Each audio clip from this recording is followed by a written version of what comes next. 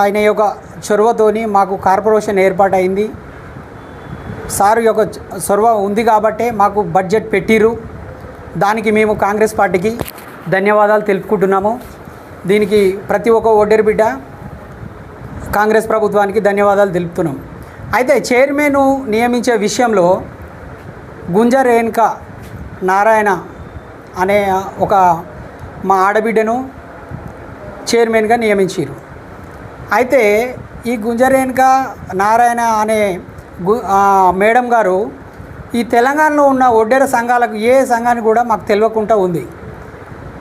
మా సంఘము 33 జిల్లాలలో ఉంది, మండలాలలో ఉంది, గ్రామాలలో ఉంది. ఏ ఒక్కరు కూడా తెలియనటువంటి ఒక వ్యక్తిని పెట్టడం వల్ల మాకు చాలా ఇబ్బందికరంగా అనిపిస్తుంది. ఓన్లీ సీనియర్గా ఉంది అన్న ఒకే ఒక ఆలోచనతోని మీరు గుంజ రేణుకకు చైర్మన్ పదవి ఇస్తే కులం గురించి తెలియని ఆమె రేపు పొద్దుగాల మాకు ఏం న్యాయం చేయగలుగుతుంది?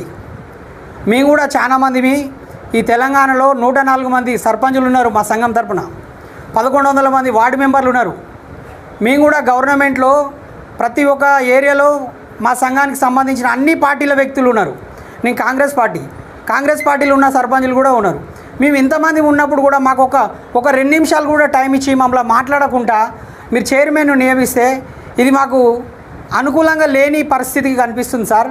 దీన్ని బట్టి మీరు ఆలోచన చేసి పునరాలోచన చేయాలి.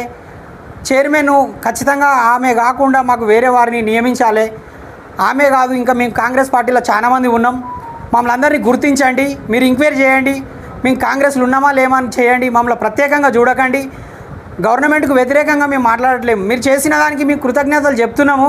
అయినా సరే మాకు మీరు మేలు చేయాలి అనుకుంటే మా సంఘానికి ఒక 2 నిమిషాలు టైం ఇచ్చి మాట్లాడి మమ్మలను ఎవరినైనా సరే ఎన్నుకుంటే బాగుండేది. ఇప్పుడు జరిగిన పరిస్థితి మమ్మలను ఒంటరిని చేసినట్టుగా మీకు కనిపిస్తుంది. గతంలో జరిగినటువంటి పరిస్థితులు ఏంటంటే బ్రిటిష్ కాలం నుంచి కూడా మేము క్రిమినల్ యాక్ట్స్లో ఉన్నాం. స్వాతంత్రం వచ్చినాక 20 సంవత్సరాల దాకా మేము క్రిమినల్గానే ఉన్నాం.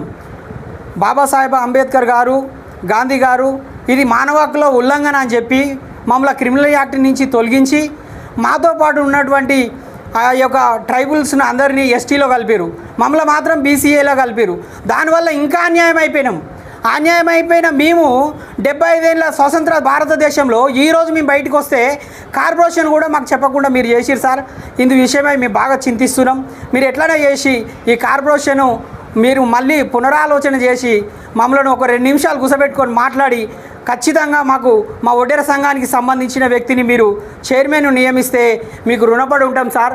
మాకు ఈ ఒక్క పని చేయండి, మీరు ఆలోచన చేస్తారని